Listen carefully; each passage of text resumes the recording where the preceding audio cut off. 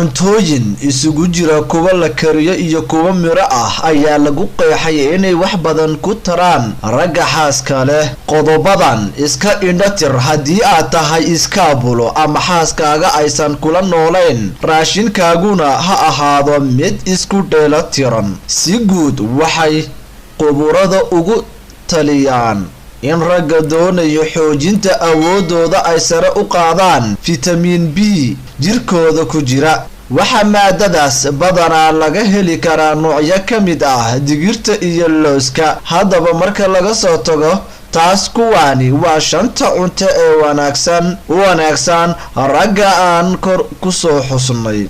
ukun. saynisyahanada caafimaadka waxay xaqiijiyeen in ukunta ay ku jiraan fitamiinada nooca B oo badana ayna qofka ka caawiso isku dheelitirkooda. waxaa kale oo ay ukuntu yaraysaa walwalka maskaxda oo qayb ka ah hoos u dhaca raganimada. 2 basal iyo toon. labadan cunto uma fiicna afkaaga oo neeftaada ayay ka dhigayaan mid shiiraysa, laakiin waxtarka ay ku leeyihiin waa cajiib. waad ku dadaali kartaa in adigoo isticmaalaya aysan ka soo shiirin, balse waxay u baahan tahay howl badan. 3 omega.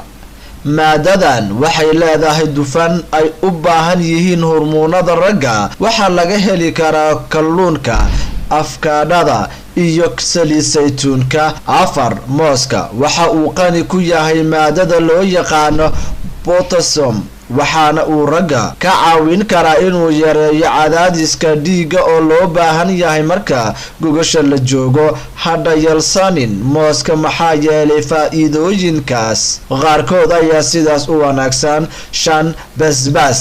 dhammaan cuntooyinka basbaaska leh waxay wax ka taraan qulqulka dhiigga iyo inay yareeyaan gubashada jirka gudihiisa ah. mararka qaar xitaa dadka gaaska qaba waxay aad u isticmaalaan basbaaska si uga dajiyo. cuntooyinkan waxay aas-aas u yihiin xoojinta awoodda ragga. kuwa kale oo badanaa way jiraan dabcan. haddii dhibaatadaada ay tahay mid aad hal sahlan ku filnayn, fadlan u tag dhakhtar si uu kuu siiyo talooyin iyo daawooyin